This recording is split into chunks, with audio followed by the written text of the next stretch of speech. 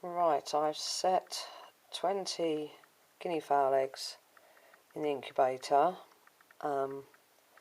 These are from Spot's females.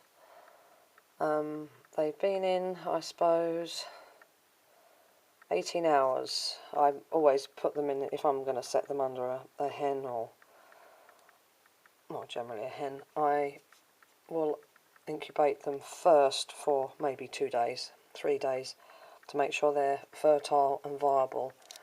And as I say, they've only been about 18 hours, but they're already showing signs of development. It's very difficult to see with guinea fowl eggs, but I don't know if you can see there. There is a little thing floating around just there. That is the start of a guinea fowl. They are very difficult to see. I'll say the shells are terribly, terribly thick, very hard, and being speckled like this, they're very difficult to see through. But oh, there's another one there, tiny little speck. That is another one. That one too, there, just moving, wobbling around. Oh, sorry, egg. Put you back there. So that's 3 I can see. Obviously tomorrow they... Oh, there's another one there, but you can't really see that, it's too speckly. They will be more obvious. There, oh, there's another beauty. There, look at that. There, but you can't see that because again, the shell. So hopefully, oh, there too. So that's 5 that I can see definitely are fertile. So hopefully, by tomorrow, they will be more obvious. And then maybe Sunday I will set them under the neurotic hen and just hope she stays on them. Okay, just a little quick update on there. Right, I added 2 more eggs yesterday, and I am now going to transport them under the neurotic hen who's strutting her stuff around the stable. They're all growing, they're all fine. So we'll see what sort of pigs ear that neurotic hen makes of this lot. Every time I've been out there in the morning to feed her, there's been 1 or 2 of the boiled eggs rolling around the floor where she's just bowling out, but that may be because it's too dark in there and she panics, so I've got to try and rig up some sort of light in there for her during the day, or cull some livestock out there so I can get her into a stable that's slightly brighter. Right, we'll cover these and then pick it back up in the stables when we get out there. Right, she's been off the nest, I don't know how long, but she hasn't eaten her food. I don't know quite what her problem is. See what the temperature of the eggs are. They've been on for some time. Yeah, they're cold. So I don't know if she's actually broody or not. So I don't know what to do. Right, to the let's all break our eggs hen, although she's due to, well, the chicks are due to hatch tomorrow. They might have already started. That bloody rooster shuts up for 5 seconds. Can we hear anything, old girl?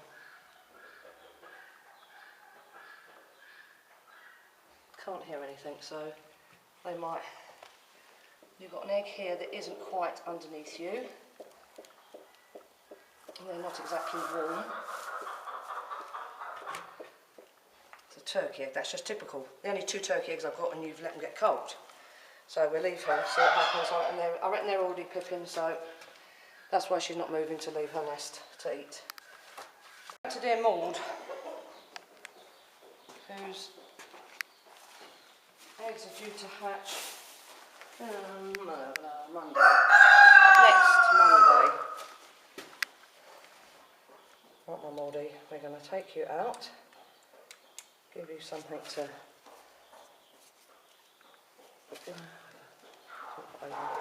give you something to eat. Oh my God. Carefully does it. How many you got piled up there? 2 and 2. Okay, they're in. Yeah, very carefully, dear. Get your toes out. Retract your toes. There we are. Oh, shiny eggs. Yes, dear. Bring it round on her tail. There, you're gonna balance, dear. There, have something to eat. Right. Let's see what's going on here.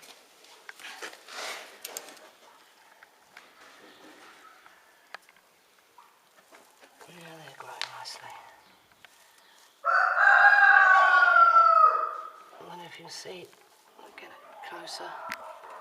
Actually see it moving. Are you going to move, little person? You did just move. Are you going to move?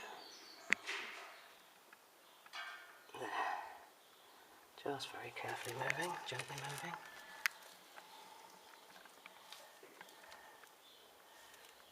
Oh, they all seem to be growing fairly at the same pace now.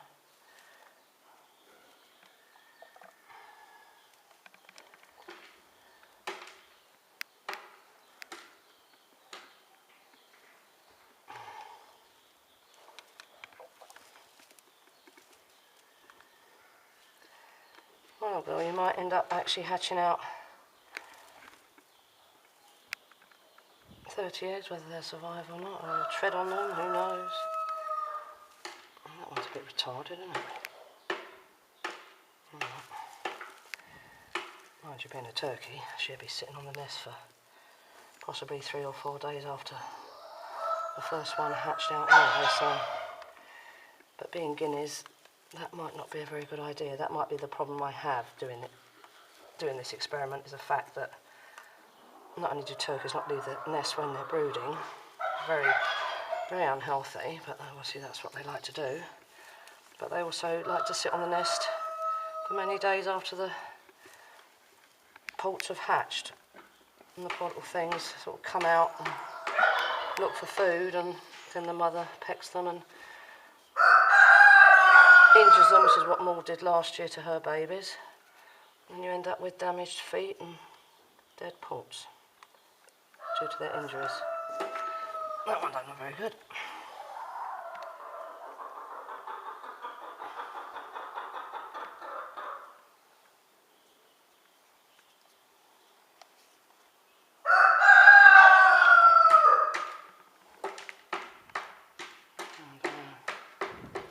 No, I don't think that one will make it. Can you see any movement? I can't. Blood vessels don't look very pronounced. They're there, but they're not.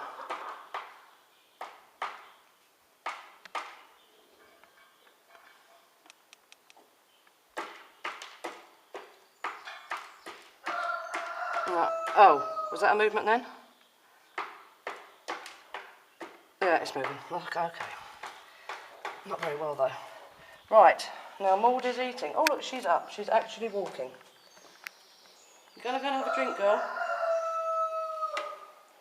Thank heavens for that. There's a good girl.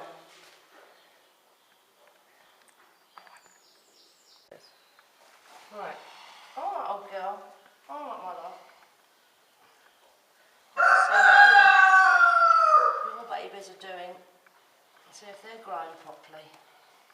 Oh, you're growing nice tail feathers now. I won't be able to call you no tail for long, but I still will. Careful now.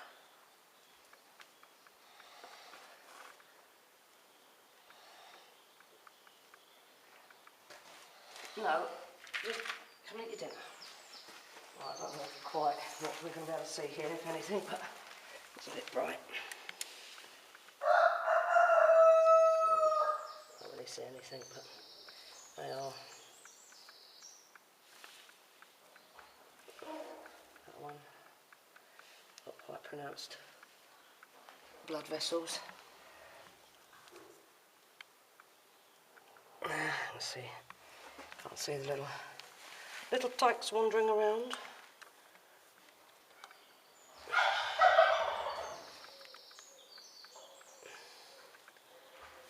They all seem to be growing. Except maybe that one. I think we've got a dud there. Never mind. Oh, see, I've already got the question mark on it. Rather an obscure question mark, but nevertheless it's a question mark. I've got quite a few in here with question marks on them actually. Has that one got the question? Yeah, that one's got a question mark on it too. Yeah, that one's dud. That one's not. That one's not. This one's got a question mark, and so is that one. Yeah. So I think we take the question marks out now because it's obvious they're not going to go anywhere.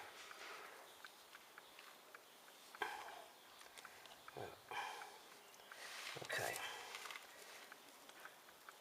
2. Where's the other one? 3. That's a bit of a shame, old girl.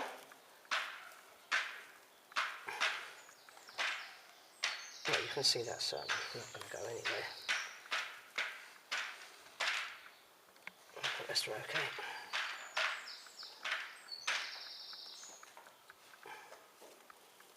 Yeah.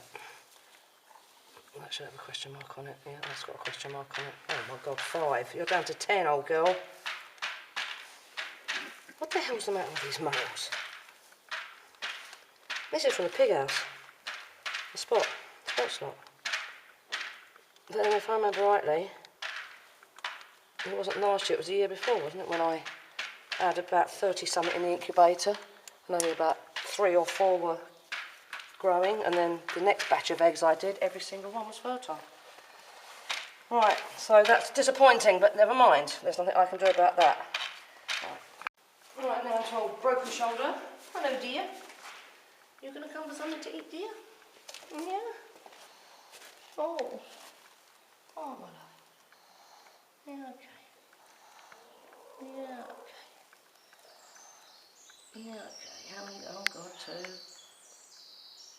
3. There we are. They pile them up under their wings. It's hilarious. You put your fingers under there, all you can feel is eggs. And you have to let them, see, they're all piled up, let them roll down very carefully so as not to be jolted. Your shoulder's doing very well, isn't it? Oh, you've still got a bit of a lump there. You'll probably have a fly, but... Okay, be careful not to crush these eggs in my pocket as I bend. How many of you got? 15 you're supposed to have. Yeah, that's fine. Yeah. 3, 4, let's see. I think that one's had it. The ring. The ring of death. There's the embryo. Enough. Yeah, there's the embryo, but that ring means it's died. We'll leave it for a second. We're not going to take it out because of that just yet. I'll give it another day or 2. Now, can we see you moving around in there, little person? You're not going to move around in there, okay? That one's from the tin hut. Where's that one from? Nothing. So that's another spot egg. That's. Oh, there's a good one. It's dreadful show. Look at that moving around. Bouncing around there. Bloody flea. That's a healthy little critter. That's a better shell. That's an easier shell to see. Don't drop it. There he is there, floating around. So they're as hysterical in the egg as what they are when they're out.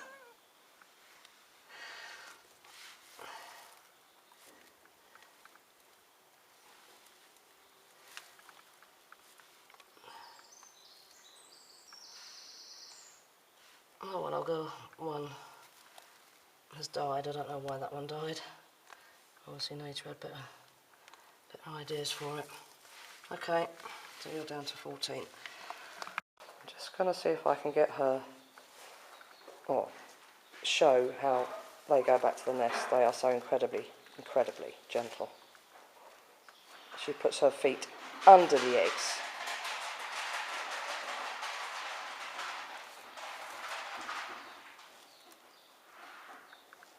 Rather than on top like hens tend to do. Hens tend to tread on their eggs and then move them around. They actually put their feet under the eggs. Then as you can see, she's sort of wiggling. She rotates and that pushes the eggs under the wings and evenly distributes them under her underside, and then they flatten right out. Absolutely incredible creatures. I love turkeys. They're only the, well, Morris and Moore, the first turkeys I've ever had. Never really wanted a turkey. Thought they were ugly, peculiar creatures. But after hatching out 40 something last year, didn't end up with 40 live ones. But we incubated 40 eggs. I should say incubated 40 eggs. We ended up with, I think it was 32 altogether that made it. Some of them just died in the shell halfway through incubation, which is really sad. But they're beautiful as little poults. They're absolutely fascinating, and they're wonderful as adults. In fact, turkeys, I think, out of all the poultry, as much as I love my guinea fowls because they make me laugh, they're hilarious, turkeys are absolutely incredible animals, and they're not stupid. They're certainly not stupid by any means.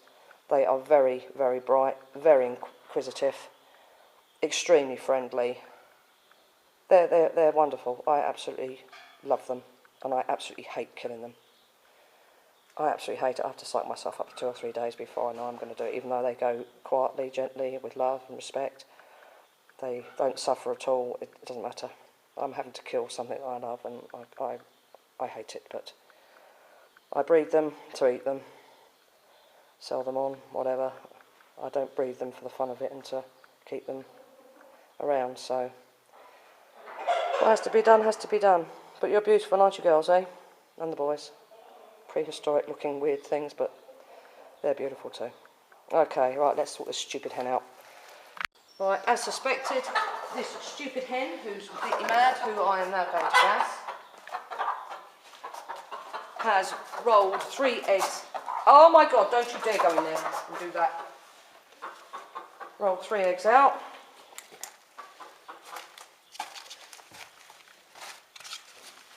So, we will now... Oh my God, thank God that was a boiled one.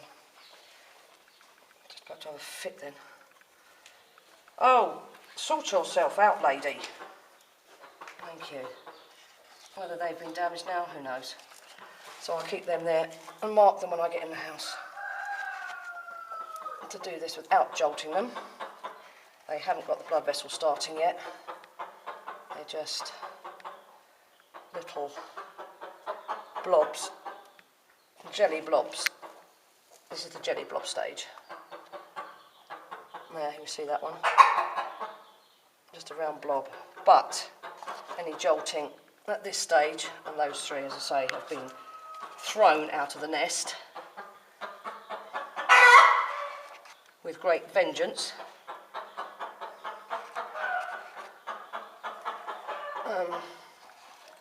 That one's on the wrong way up, that's not healthy. They're not actually cold yet, are they? They're not warm, but they're not cold. Completely cold.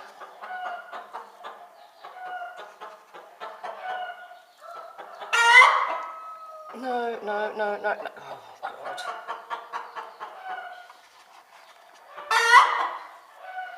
I hate you, hen. I should have gassed you last year when you stupidly flew off your perch and went straight into the goddamn wall. Oh. Yeah, I should have finished you then. You probably won't taste very good either because you're so hysterical. So you won't even be any good as far as that's concerned.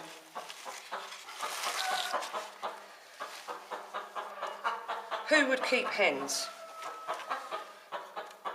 Absolutely ridiculous.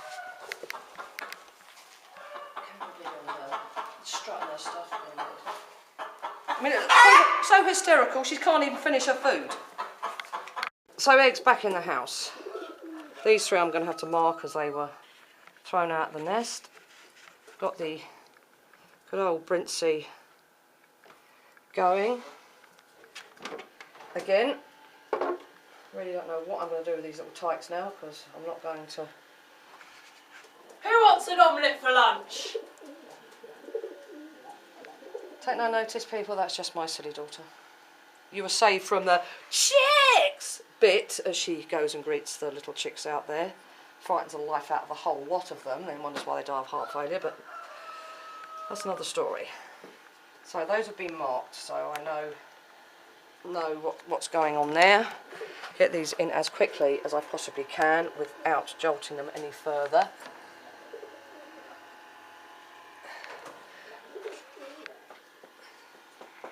Although I swear by my incubator and hatcher, because of all its bits and pieces with temperature and humidity control and whatnot, that's all separate. It's perfect for hatching, and also it's big. It's perfect for hatching huge numbers. I've had 60 guinea fowl eggs in there and still had room for, I think it was 12 turkey eggs. I'm not going to set that up just to start the incubation of 20 or 30 guinea eggs and then put them under the bird, but as I've got to incubate these now, obviously they're in here to start with, so I can see what are viable and what aren't, but as I've now obviously got to incubate these, I might carry on collecting spots eggs and then set my incubator up and hatch out 40, 50 maybe, or incubate 40 or 50 just in case the turkey experiment goes totally wrong, but I'll do that in another 3 or 4 days when these are a good week into incubation, otherwise then I end up with an awful lot of problems with available space in the hatcher, which is what happened last year when guinea fowls decided they were going to hatch out 3 or 4 days in advance to when I had estimated, and I always give 2 or 3 days either way. Don't stop. And what's the temperature doing? Right, that's all. Oh, there we go. Let's see. And the turkeys were 3 or 4 days behind. So we ended up with this being run, my still air incubator being run, my turning into hatchers. I've got pictures of all the little guinea fowl in there, no room to move. It's not the best for hatching this. Okay for incubating, but quite difficult for hatching, especially when you need to interfere like I like to do if I need to, and end up taking the whole lid off and everybody freezing. So no, it's not the ideal at all. And things hatching in the incubator, my big incubator. So it was absolute bedlam last year, and I had countless numbers of guinea fowl, turkeys and chicks in the kitchen in boxes, in the playroom in boxes, you know, well, fenced off the playroom with wood and had half of that taken up with guinea fowl one side, poults, young turkeys the other side. Chicks I'd managed to get out into the caravan by then because they were about 4 weeks old, so that I got them out there, so they were okay there, but it was absolute bedlam. Never again. That's why I've decided I'm going to let nature take its course this year, even though rather obscurely. But we'll see. So if I've got to do these, then I'll give the run through with the big incubator, and carrying on with that, and the hatcher. That's, of course, if I can get these two off of my kitchen table. Yes, Rudy, they need to be outside, but she is 6 weeks younger than him, so to put them outside I don't think is viable at the moment. I've got to wait for her to start eating solid food as such. And so yes, it could all be very, very hysterical here, what with incubators and pigeons, and I think I'm going to take to the bottle. Right.